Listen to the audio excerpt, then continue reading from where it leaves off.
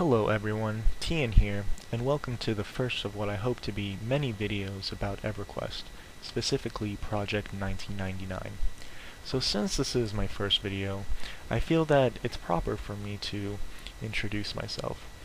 Back in 1999, I was 6 years old, and based on that, I guess you can figure out how old I am today. But basically, back in 1999, my mom bought the game, and I was basically a giant thorn at her side, so whenever she would play, I was sitting there watching her, and I would always comment. I would always be like, hey, you need to go in there. Hey, what is that guy's gear? Hey, who is that person? What's inside that building? And eventually she just got to the point where she was so pestered by me that she decided to buy me my own copy of the game. So after that, I basically played EverQuest for about 6 years before moving on to other games, and if I'm correct, I believe that was towards the end of the Lost Dungeons of Norath expansion, or possibly a little bit later. It's kind of hard for me to remember. So I only discovered the server about a year ago, but I didn't actually start playing until around 6 months ago, and I've been playing it on and off since then. And thus far it's been a very fun, yet very interesting experience. Basically, EverQuest has always been sort of like this vague dream to me almost, where I sort of have this vague picture of what it is that the game was, but there's tons and tons of gaps inside of my memory of things that I just do not remember, and playing through the server has really brought back a lot of those memories, and it's really been helping me fill in the gaps and sort of make like a more complete picture. And I feel that that's part of what makes this game so fun for me. It's really being able to rediscover a lot of aspects of the game and discover brand new things that I didn't know of even back when I was playing. So my highest level character on this server is a 34 enchanter. And the reason why I chose an enchanter was because back on live I was actually a magician, and this time I really wanted to have a character that could solo extremely well, but also be able to provide groups with extremely useful buffs, and I feel like an enchanter really fits that role extremely well.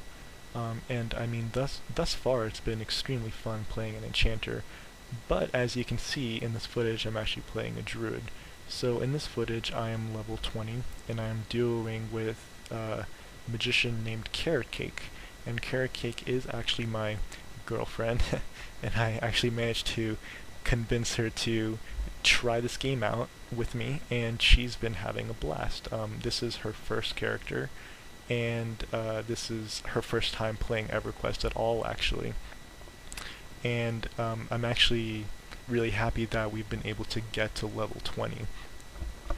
So while leveling up, we ran into a couple of players that were really interested in our duo, but the main question that we kept on getting asked was, why am I not a shaman or an enchanter? And there's a couple of reasons for that, and this is actually something that I thought through when I was choosing which class I wanted to play. I knew that Shaman Mage was basically like a classically amazing duo just for being able to do pretty much anything in the game, and that also goes for Enchanter Magician, I guess.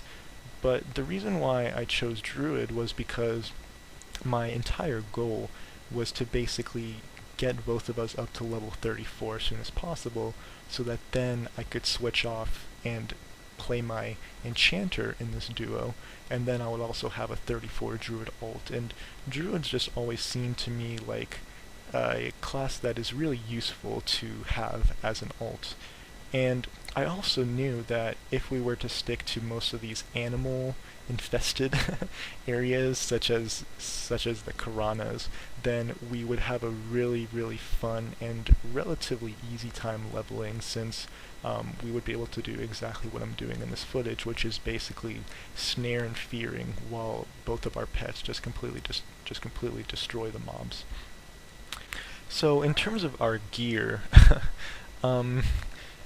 So the truth is that even if I wanted to twink out both of us, since my highest is only level 34, I'm not the wealthiest person on the server, so I basically gave us each 50 platinum and a couple of bags just to get us started, because my goal was to really try to only use the gear that dropped while actually leveling, uh, or or basically use the platinum that was obtained while actually leveling to buy whatever gear that we actually needed. Um, Also with that, we ran into a couple of nice players starting out that gave Carrot Cake her robe and those 2 ice cream cones, and also gave me an ice cream cone. It was a really nice druid, and I actually show my gear a little bit later on in this video, but it's mostly leather, as well as a couple of drops that dropped in the Karanas. Basically, we started off in Fadark, and we spent around levels 1 through 8 there. Of course, we visited Crushbone, and then we made the journey over to the Common Lands, where I was able to introduce Carrot Cake to the tunnel, and to, I guess, really the trade center of this game. And we stayed there for a little while, and then we went to North Karana at around level 12. And from around level 12 all the way up until level 16, we basically killed a bunch of will-o-wisps. And this was great because, if any of you aren't aware, in North Karana there's a ton of will-o-wisps, and there is a quest there where every single greater lightstone that you turn in gives you a reward that can be sold immediately back to the vendor that you obtained the quest reward from for 9.5 platinum. So on top of all the massive experience that we got from turning in lightstones as well as greater lightstones, we also both made a decent little bit of platinum, and that was enough to basically get me this Wraithbone hammer, and to get a couple of rings, and to get Carrot Cake a couple of things for her character. So that's just really going along with the whole idea where we're pretty much gearing off of our own, I guess, farming capabilities and whatever it is that we've looted. It's kind of funny because we really haven't been looting most of these wolves and most of these griffons that we've been killing. We've just been trying just to level up as fast as possible, even though that there's vendors close by. So probably my best item actually across all of my characters are these earrings that I have, and I'm actually about to show them, and they are the, I believe they're the Black Sapphire Electrum earrings, if I'm not mistaken.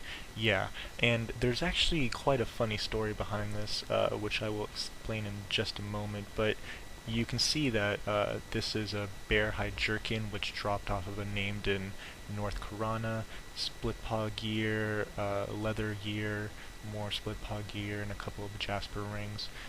I also have this Gypsy talisman, which has charisma, which actually helps out quite a bit for all this charm play, and that also dropped, I believe, from a named in North Karana. But anyway, those Black Sapphire Electrum earrings, I actually got them from this really nice cleric, and I cannot remember his name at this point, but it started off with a G, maybe like Grix or Grixie, but basically he was quitting the game, and he decided that instead of just quitting and just holding on to all of his belongings, that he would use all of his platinum to buy a bunch of really nice gear, and to basically host this event in Oasis of Mar for lower level players, sort of like a fight to the death, and it was like a elimination bracket. And luckily I was in the zone on my lower level monk at the time, and I joined in on this event, and for this event the first prize was actually a fungi tunic. I never knew if it was fungi or fungi or I don't know, but yeah, that was the first prize, and unfortunately I didn't get that far, but just as a runner-up prize I managed to get those earrings, and I believe that I got like 4th place. I remember 2nd place was a ceremonial Ixar breastplate, and third place was actually the shaman, who got like a bunch of really nice gear as well. But yeah, I was very happy to obtain these earrings, and these are earrings that I'll probably use across any character that I'm currently playing because they're just so good. So as you can see in this footage, we've just been basically completely massacring as many animals as we can, which I guess is a little bit ironic, seeing as how I'm Druid and we're supposed to be the protectors of nature, I guess. But this has actually been working extremely well for us, and it seems like it's a very efficient form of experience gain because it's very low mana usage, and we can kill quite a few mobs before I run out of mana, basically on a full bar of mana, all the way down to 0%. We can basically kill enough to where we get almost a little bit more than half of a yellow bar each time. So it pretty much equals out to be a little bit over a yellow in less than an hour, which is really great for us.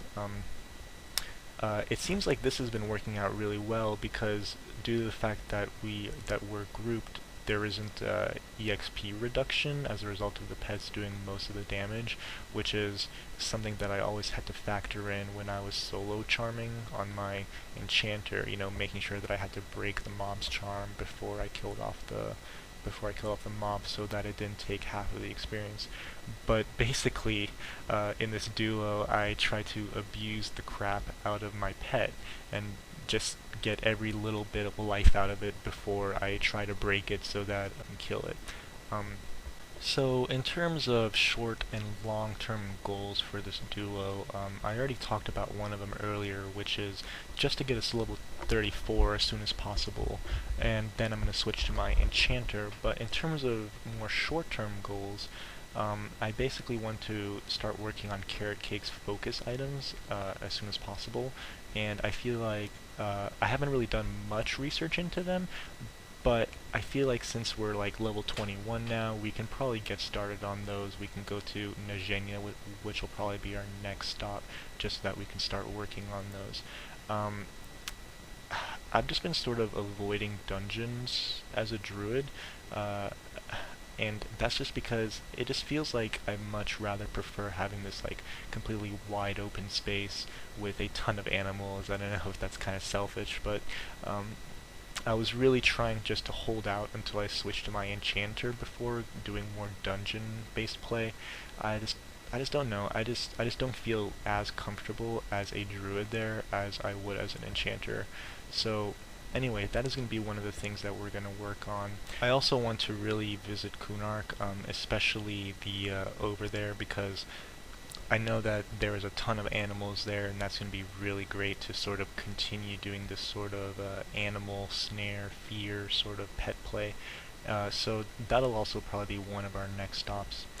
Now, in terms of my goals for this channel, I'm definitely going to have some enchanter footage and just footage across all my characters.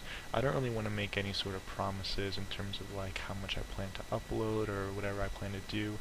This will just be sort of like my I guess my playground in terms of whatever I'm doing in terms of EverQuest. I'll try to upload a video and try to just get content out there, I guess, just to really sort of try to have fun with it.